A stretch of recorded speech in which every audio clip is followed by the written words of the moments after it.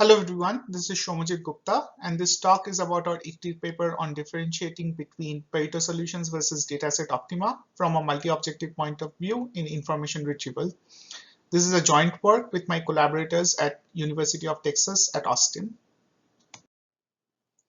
So information retrieval system, we often want to optimize between multiple competing objectives. Traditional examples might include precision versus recall, relevance versus diversity, or some other notion of fairness.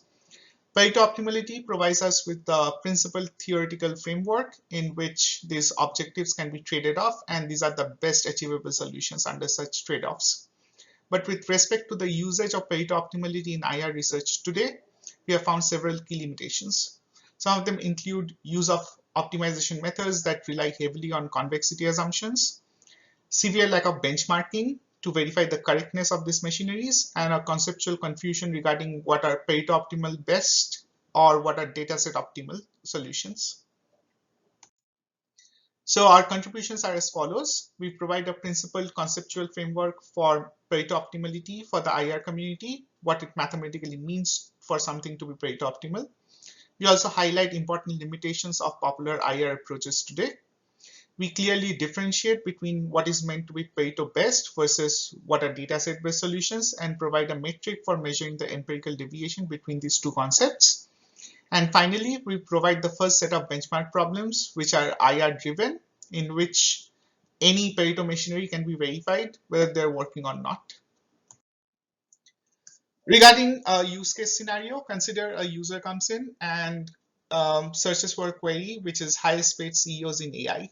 A search engine might retrieve the top 5 results and it might include ordering by highest relevance only white male CEOs. But we can always ask, what if we want to jointly optimize over relevance and include some other functions like demographic parity or gender parity? So yes, we see that including these other competing notions, the result changes around to include people of color or people of different gender. So say, again, as a use case scenario, two model comes in where we want to maximize or balance between relevance and demographic and gender parity. But then two model comes in, produces two different outputs in which there are positional swaps. So how do we verify which model, the output of which model is correct or how far off they are from being correct? In the absence of any verifiable solution, it is really difficult or almost impossible to say. Hence, we suggest the need for benchmarking. Benchmarking can be used to verify the correctness of any machinery. It helps us build trust in the system and it's very easy to check. Benchmarking can occur in two forms. One is benchmark datasets, which are usually used in the ML community, in which we have ground truth labels, and we verify how far is the output of any proposed machinery from the ground truth label itself. There are also benchmark models in which we have known analytical forms and we can measure how far from the analytical form itself the solution is. We are laying down clear mathematical foundation of what it means to be Pareto optimal under a mathematical setting. So in a multi-objective optimization setting, different objectives might compete with one another and there might be additional user or domain imposed constraints. Pareto optimality provides a mathematical framework in which optimizing one objective leads to the least penalization of the other objectives. And the nice thing about this framework is it can be applied in a joint maximization, minimization, or any min-max setting. Theoretically, Pareto solutions are the best case solutions, which are guided by the objective functions and the constraints only, and they're independent of the data set. Regarding illustration, if we consider two functions, which are two parabolas centered at -2 and +2 respectively, we can consider the linear scalarized form where alpha is just a user trade-off parameter. So as alpha varies from 1 to 0, we can see that the global optima of the combination of these two parabolas shifts from -2 to +2. If we look at the MO optimization surface, Pareto solutions are the saddle points of this surface. That means they are neither the maxima nor the minima, global or local otherwise. There's just the inflection points on this MO surface. There exists verifiable machinery in literature, specifically from the operations research community, which has been benchmarked on a wide variety of convex and non-convex problems and have the capability to account for additional user-guided constraints. For this work specifically, we'll be using the HNP framework, which is a neural framework for detecting weak Pareto optimal points. It uses something called Frisjon condition guided optimality, which is a necessary condition for weak Pareto optimality. Contribution 2. We highlight the important limitations of popular approaches used in. There has been recent translational usage of this Pareto machinery from the machine learning community, but then they have their own set of limitations. One is strong assumptions on convexity. All of this machinery use something called KKT conditions to guarantee constant duality cap for convex cases. However, the problems to which they are applied on are non-convex in nature, hence these convexity assumptions don't hold. And also, these assumptions are not clearly articulated when one is doing this translation from a hypothetical convex setting to a practical non-convex setting. Secondly, there exists severe lack of benchmarking on this machinery. So all they have been benchmarked on are convex forms. And at times there are basic violations of Pareto definitions, that is Pareto solutions exceeding the individual objective values. And then for a given data set and a fixed set of objectives, multiple fronts are being reported, while mathematically for a given data set and fixed objectives, there's only one Pareto front possible. Regarding problematic adoption of these ML methods in IR, so it has been proven in literature that search and recommendation problems are non-convex in nature. Hence, using methods from the ML community which are only guaranteed to work under convex setting might provide outputs which are erroneous in nature. And in the absence of any ground truth solution, it's very hard to verify whether they are correct or not, or how far from being correct they are. Contribution 3, we clearly differentiate what it means to be Pareto optimal solutions versus dataset optimal solutions. So imagine a scenario where we know the analytical form of the Pareto front itself, but as in any practical dataset, it comes as a skewed or a sparse sampling of the domain itself. So we see that we have a limited data samples which are marked by the green points. And if we just go by the non-dominated dataset logic, we see the non-dominated data hull marked by the blue points. So visually, it's very easy to see that it's not close to the Pareto optimal solution. Hence, we have proposed a metric which can measure the deviation between these two fronts. One is the Pareto front and the other one is the dataset best achievable hull. Regarding usage of this dataset non-dominated hull concept in IR, we are illustrating an example from a recent work of Liu et al., where the problem was joint minimization of price and distance for hotels. So as we see, all these points are plotted on this price and distance axis. And then in the min-min setting, only the dataset non-dominated hull is drawn. But yes, these results are certainly the dataset best, but they are not the Pareto best because we don't know what's the functional form of price and distance. So just applying the Pareto dominance or non-dominated hull concept does not guarantee Pareto optimal solutions. And 4, we provide the first set of benchmark problems for verifying correctness of Pareto machinery from an IR point of view. These benchmark problems takes into account two competing objectives. So one of them is relevance of the retrieve set. So for this work, we are just focusing on binary relevance, whether a document is relevant or not. And the other objective is source diversity. So we assume in this setting that these documents are coming from two news sources, 0 and 1. And these three problems have different complexities included in them. And they contains both functions and constraints. So one question might occur is, are these benchmarking scenarios all that's required? Certainly not. There can be more complicated scenarios, but as a starting point itself, we are starting off with these 3 cases. So for this talk, we are just demonstrating case 1 and case 3.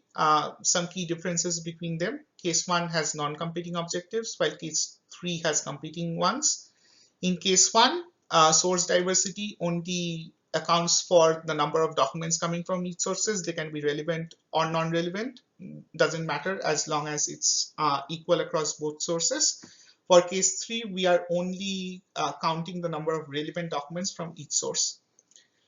In case 1, source proportion is assumed to be equal, while case 3, which is a more practical version, the source proportion parameter itself is user controllable. Case 1 can be called a basic formulation, while case 3 is more of a practical scenario. Case 1 deals with joint maximization of relevance and diversity, where we have a total of n documents, each indexed by I. Each document can be relevant or non-relevant, and each document can also come from two news sources, group 0 or group 1.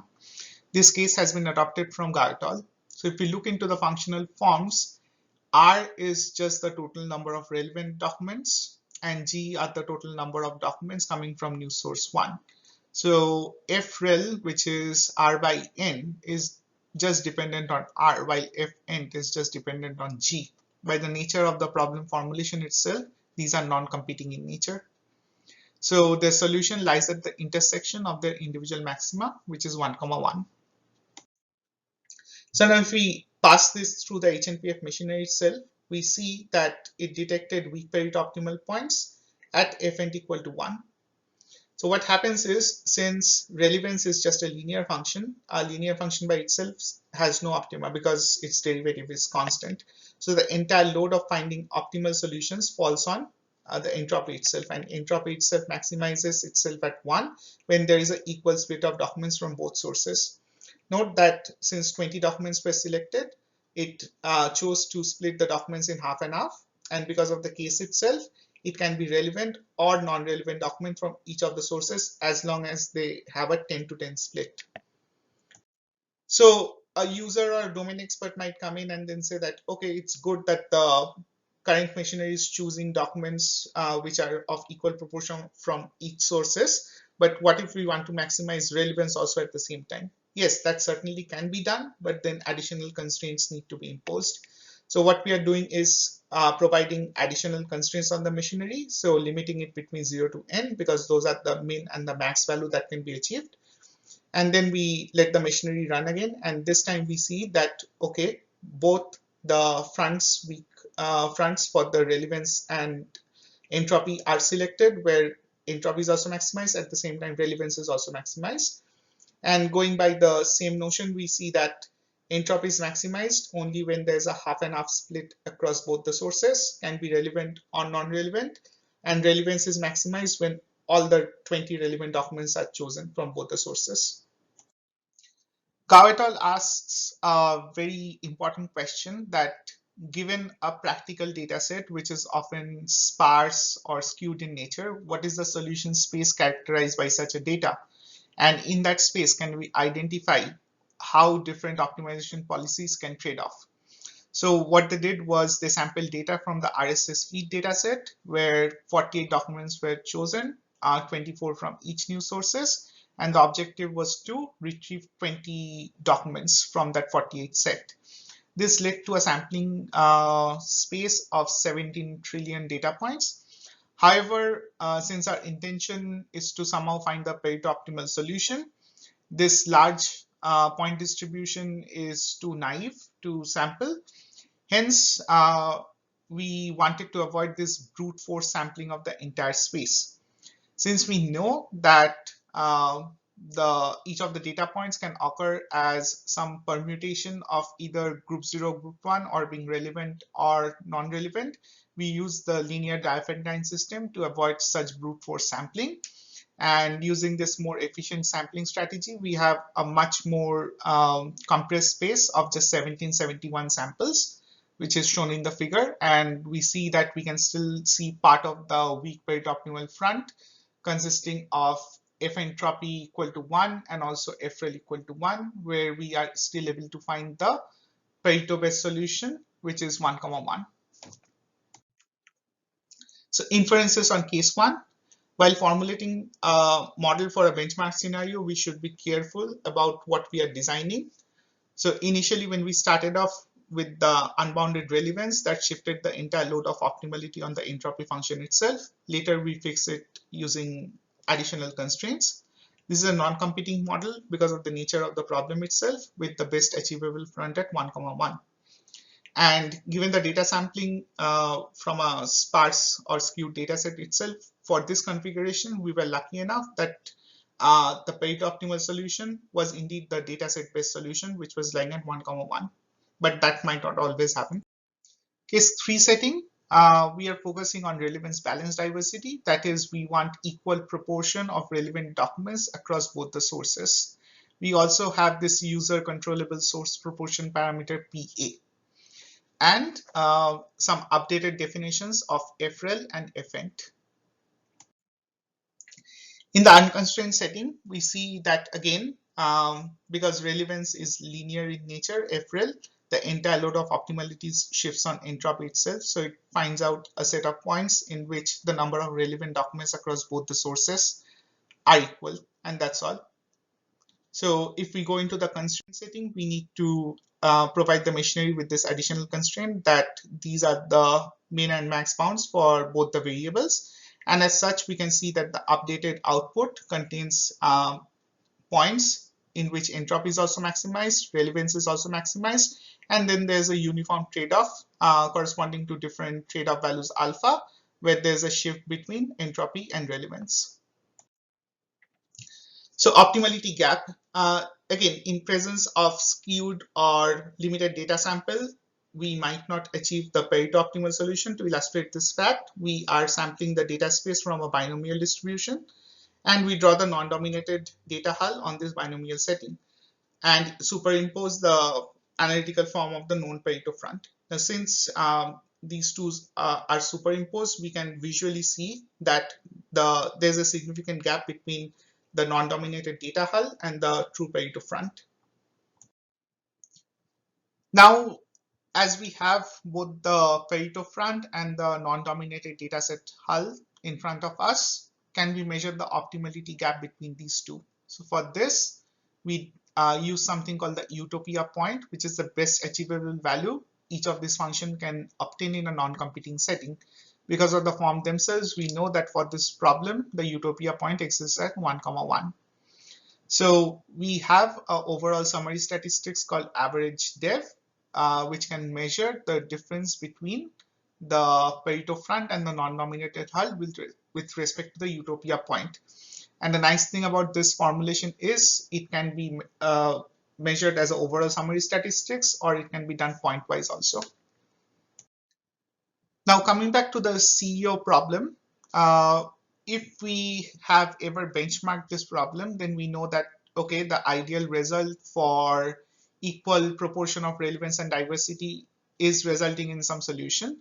But then we had two models which provided some output. But since we have the analytical form in our hand now, we can measure how far are each of the outputs of model 1 and model 2 far from being optimal solutions. Certainly they are not correct, but we can let the user know how far from achieving optimality they are. To conclude, we provided a conceptual and clear framework for what it means to be Pareto optimal. So any machinery claiming Pareto optimality should be rigorously verified. We differentiated between what it means to be Pareto best versus dataset based solutions, and provided a metric for measuring the empirical deviation between these two notions. Even if a dataset is limited, knowing the benchmark problem itself lets us know how far we are deviating from optimality. As such, decision makers can make an informed choice of what is the next best solution to go with. But in the absence of any ground truth labels or benchmark models, it is impossible to evaluate the output of two machinery. As future work, effort needs to be put in to verify the correctness of these proposed MO models, and this needs to be done as a community itself by developing evaluation frameworks and rigorously ratifying the model correctness before translating it to a problem at hand. We also need to be working with domain experts for creating benchmark datasets for these MO problem settings and develop domain knowledge guided models. One use case scenario is the context of this regulatory GDPR, where it states that we need to strictly adhere to a set of policies. But when it comes to the implementation of these policies, we do not know what is the best policy available. So under this setting, we can develop realistic scenarios to emulate ground truth results and then evaluate how a machine which is producing some results, how far is it from being policy compliant. We would like to thank the ICTIR reviewers for their valuable feedback, and this research is funded in part by Good Systems, which is a UT Austin Grant Challenge for developing responsible AI technologies, Wipro, and Micron Foundation. Thank you.